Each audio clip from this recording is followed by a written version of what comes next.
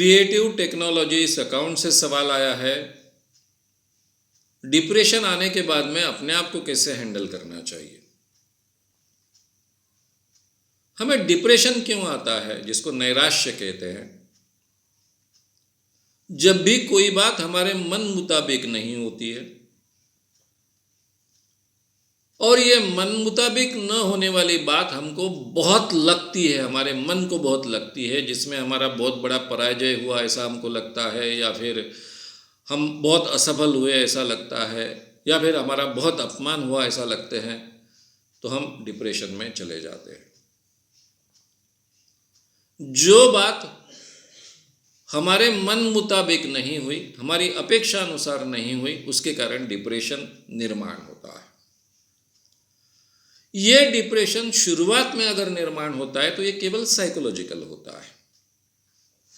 कुछ depression temporary होते हैं, छोटी मोटी बात हो और हमने उसको ज़्यादा महत्व नहीं दिया, ये हम जल्दी उसके बाहर आ जाते हैं।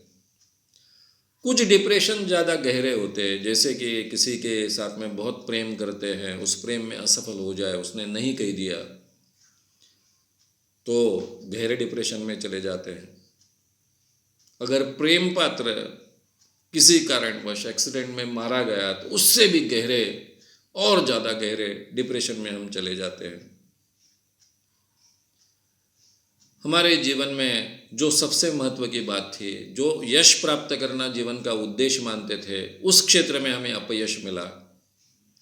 यूपीएससी के एग्ज़ाम दे रहे हैं, आखिरी अटेम्प्ट है, फिर भी नहीं पास कर पाए, तो बहुत बड़ा डिप्रेशन आ जाएगा। तो सिवियरिटी डिप्रेशन के हमने अपने मन को उसको कितने लगा लिया, इस पर डिपेंड होता है। हर व्यक्ति के जीवन में डिप्रेशन आता है। कोई भी व्यक्ति ऐसा नहीं है इस दुनिया में कि जिसके जीवन में डिप्रेशन नहीं आता है। और हम अपना डिप्रेशन किस ढंग से संभालते हैं वो उस व्यक्ति के पर्सनैलिटी पर डिपेंड होता है। अगर हमारे ब्रेन में कोई गड़बड़ियां अभी तक निर्माण नहीं हुई है तो हर डिप्रेशन केवल साइकोलॉजिकल शुरुआत के स्टेज में होता है। और डिप्रेशन के बाहर आने का सबसे बढ़िया तरीका है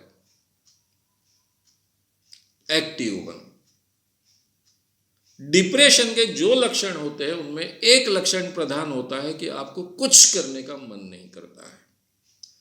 आप किसी से मिलना नहीं चाहते हो, किसी से बात करना नहीं चाहते हो, कोई काम करना नहीं चाहते हो, ऑफिस नहीं जाना चाहते हो, कॉलेज में पढ़ाई के लिए नहीं जाना चाहते हो, अकेले रहना चाहते हो।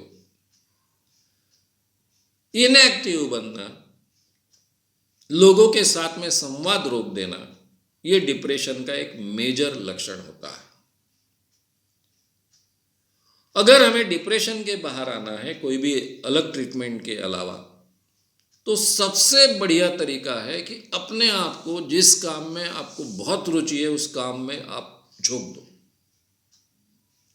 इतने अच्छे ढंग से झोंक दो, काम में लग जाओ पूरी तरह से, ताकत से आप डिप्रेशन के बाहर आते हैं।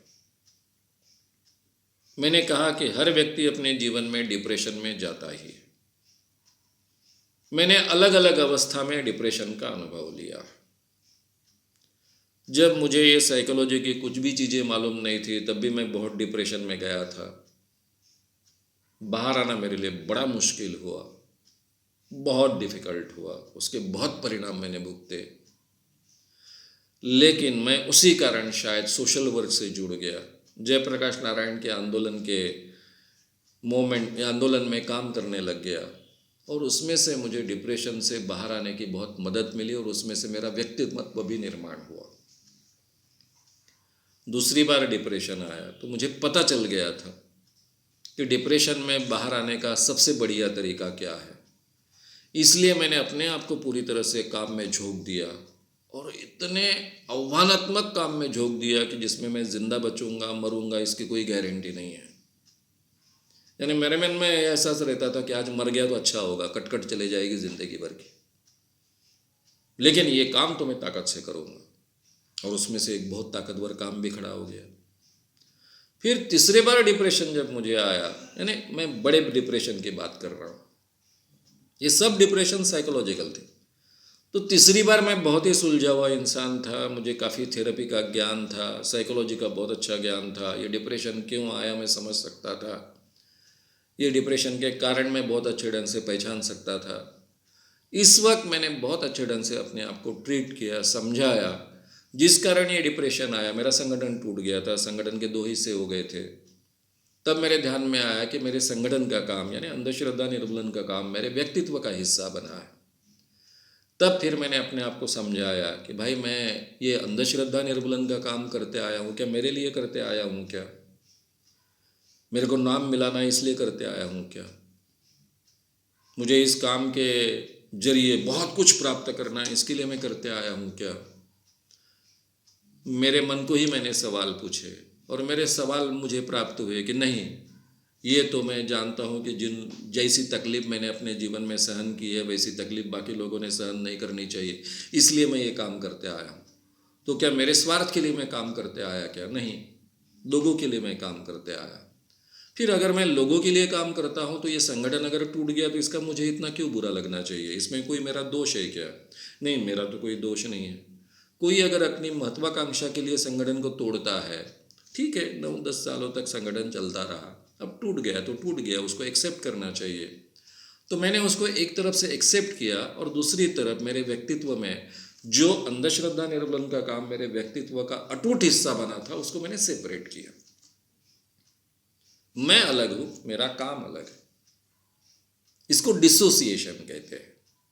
अध्यात्म में इसको बहुत कीमत दी जाती है, अपने आप को कोई भी काम से अलग कर लेना। और मैंने अपने आप को अलग कर लिया, मेरे व्यक्तित्व को उस ढंग से मैंने आगे डेवलप करना शुरू किया।